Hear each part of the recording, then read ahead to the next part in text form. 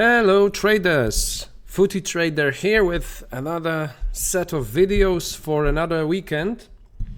I hope you're all doing great. And as usual, we start with the review of what happened last week. And yeah, as you can see on the screen, it wasn't my proudest of weekends. I'll quickly explain what happened in all of these matches. These are the games that I was involved in. I wasn't involved in Manchester City against Tottenham in the end, which I really regret. Because it was a great trading opportunity that ended 3-3. So a lot of money could have been made there. But missed opportunities are missed opportunities. Here is what happened. So Monza Juventus is the first one. Simply backed Juventus there. Thought that the odds too are a little bit too high for Juventus, so backed them. They were leading very long. I've closed the trade late in the game. Then Monza equalized, but then Juventus even later scored the winning goal, so ended 2-1. Bundesliga, Mönchengladbach, Hoffenheim, it was 1-1. Hoffenheim was pushing. I let the trade run, but unfortunately Mönchengladbach scored and the game ended 2-1, so that was a loss. Nottingham, Everton, that was pretty simple. I just laid Nottingham and Everton won the game. Osasuna, Real Sociedad, a little bit disappointed here really. 2.18 seemed very good for Real Sociedad. They were doing very good in La Liga. Surprisingly, Osasuna took the lead. Then Real Sociedad equalized, but it was 1-1 after 45 minutes, but they didn't make it in second half and the game ended 1-1. Lecce Bologna on Sunday, pretty easy stuff to lay Lecce. Bournemouth Aston Villa, so this one was crazy. Happy that I've was able to protect my bank there. Bournemouth was leading 2-1 when I laid them, and therefore it was a cheap lay. By laying them, I was able to add green to the draw because I backed Aston Villa before the game. Aston Villa equalized, so yeah, 5.35 is something that I had on the draw, but it's good because I removed my liability from the draw. Then Mainz Freiburg, easy stuff. Freiburg winning 1-0. And Almeria Betis, this was a bit disappointing because first of all Betis got a red card and it happens. It happens often that they get red cards, Betis team, and what I decided to do, so I backed them at 206 for 20, and then I backed Almeria for another 20 after the red card. So I had minus 40 on the draw and kind of a scratch trade on Almeria win and Betis win. Surprisingly, Almeria didn't score and the game ended 0-0, so that was a full loss, which really influenced this end result the most, as you can see. Yeah? And the last one, Sevilla against Villarreal, it could have been a nice recovery. I laid Sevilla. It was 1-1 in the second half. Sevilla was pushing. I decided to lay the draw, remove, to push the green from the draw to Sevilla, as I had read there, and to increase my profit on Villarreal win. So I had like plus 50, plus 52 on Villarreal win. They've scored in the last minute. Villarreal, but the goal was disallowed, and it was correctly disallowed. There was a foul. So yeah, I mean, plus 50 there would also change the whole picture. So yeah, there is a slight difference between being being down, let's say 30, and being up 30. It's all sometimes a matter of one game. But the thing is here that we don't. It's not really worth it. Making serious conclusions after one weekend, or that doesn't make sense.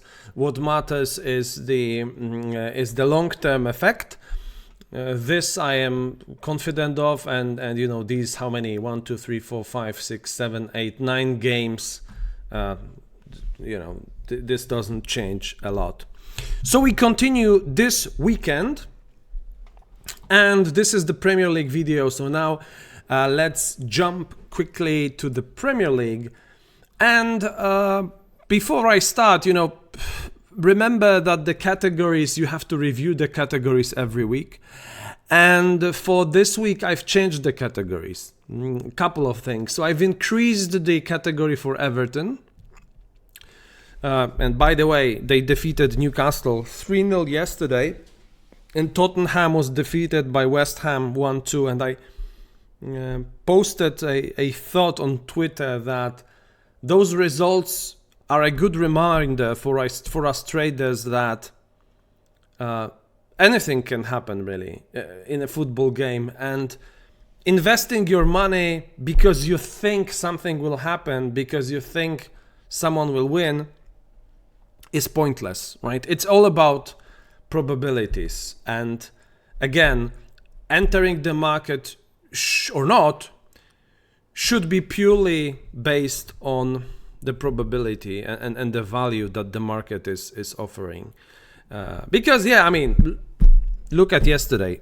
Who out of you guys would predict that Everton will beat Newcastle 3-0? Yeah, seriously. I mean, yeah. But that's football, and this is the markets. Right, so I've changed some categories. So I don't have category 1 team at the moment. Interestingly, I have 3 category 2 teams, which is Manchester City, Arsenal, and Aston Villa. Yeah, and the point of this is to ask you to review your categories. You don't need to agree with me. But just make sure they reflect the strength of those teams, right? In your world, right? Okay, but now let's dive into the odds. So we have a lot of good games. So starting with Aston Villa against Arsenal, and I just said that. For me, these are, at the moment, 2 category 2 teams. So I am expecting kind of similar odds for those teams. And the market is not really agreeing. So Aston Villa at home, 3.38 and 2.10. So Aston Villa, remember, they defeated Manchester City. And the market is telling us that the probability that they will defeat Arsenal is 29%. And Arsenal defeating Aston Villa 47.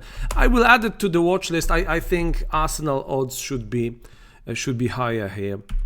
Now Brighton against Burnley. Okay, we are expecting Brighton being the favorites, quite significant favorites. Category 4 against category 7, and the market agrees. We have 148 and 649, right? So you can see Brighton 4 times 39. Times better than Burnley, and 67% of winning, not something that I would disagree with. Crystal Palace against Liverpool, similar story here, number 4 against number 7. Earlier here we have number 2 against number 5, and yes, the market agrees. We have 6 129, and for Liverpool we have 152, which is pretty similar and which is pretty correct in my opinion.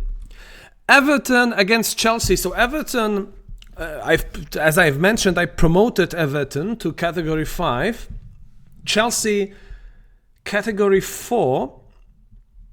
They couldn't stop Manchester United recently. The market is favoring Chelsea. We have 3.01 and 2.29. The market not impressed by that Everton win at home against Newcastle. Chelsea 2.29. If we look at category 4 against category 5, that seems correct. But with that, we quickly go to Fulham against West Ham because we would be expecting a similar probabilities. So what is the market telling us? Okay, so we have a completely different pricing. Fulham 239 and West Ham 295. So if we agree that Chelsea equals West Ham, and I mean, for me, they are pretty equal at this moment. Chelsea 10th in the table, West Ham 9th. So, yeah. And Everton, Fulham. Okay, Fulham 12th, Everton 17th. But Everton really started playing well. 3 wins in 4 games. Especially that convincing defeat with Newcastle. I wouldn't, however, say that Fulham is better than West Ham. So for me, this would be something that I would add to the watch list. Yeah, West Ham 3 wins in 4 games, 1 draw. They defeated Tottenham, Burnley, Nottingham, and drew at Crystal Palace. Fulham, okay, they defeated Wolves 3-2, and Nottingham very convincingly 5-0. They lost with Liverpool, lost with Aston Villa, lost with Manchester United. Should be an interesting game. Luton, Manchester City, yeah, I mean, not much to say here. And yeah, 18-22, 1.14. Manchester City seems to have a small crisis. No wins in 4 games. Yeah, 4 draws, 1 defeat. But I won't be going against them in the game with Luton. Manchester United, Bournemouth. 156 and 557. Something that is pretty much acceptable in my opinion. You know, category 3, category 6. Sheffield United against Brentford. Here I would favor Brentford. They are poor teams. I mean, category 5 against category 7. So I'm not looking at the odds yet. I'm doing this in my head. So I would prefer Brentford. Something around maybe Everton, Chelsea. I mean, these types of odds. Now I'll have a look. It's different. 435. Yeah, I mean, Sheffield United is number 7. So, yeah. Brentford, 184, which, yeah. Okay. That's fine. Wolves against Nottingham. 5th against 7th. Should be a close one. But Wolves are favorites. 189, 429. Nottingham defeated 5-0. It's a no for me. And this one, Tottenham against Newcastle, right? 2 teams that are struggling recently. Tottenham without a win in 5 games, 4 defeats in 5 games. Terrible. Newcastle, 3 wins and 2 losses in 5 games, but they were defeated with away by Bournemouth, crazy, and 2-0 and 3-0 by Everton. So, not doing very well while playing away. If you look at the away table, by the way, Newcastle is 16th. 1 win in 7 games. Crazy. Tottenham, they are, as I said, no wins in 5 games. And yeah, at home, 3 defeats in a row. Chelsea 1-4, Aston Villa 1-2, and West Ham 1-2. If I was, and again, I'm not looking at the odds yet, if I was to say, to predict the odds, I would set them very close. For me, they should be very close with the slight advantage towards Tottenham. Now let's see what the market is telling us. So the odds are 2.14, so it's not a slight difference, 3.18. The market is actually, yeah, probably because that 1 away win by Newcastle. Yeah, 2.14. Now, going against Tottenham at 2.14 is a no for me. Not in those circumstances. No, not at the moment. Yeah. So, only 2 selections for the Premier League. Aston Villa against Arsenal. I think Aston Villa has more chances to win than 59%.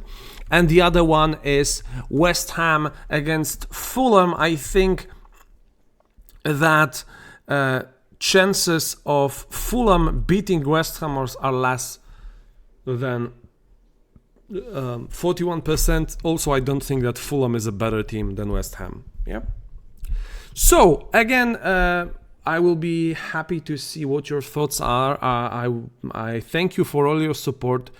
Thank you. There are some of you who always, every weekend, send me a message on Twitter sharing sharing your results, sharing opinions. Really grateful for that. Love reading your tweets, and as you probably see, I do tend to respond to all of them. So keep them coming, and yeah, let's quickly jump to La Liga, and for that I have another video, so feel free to check it. Thank you very much. Have a good day, and bye bye.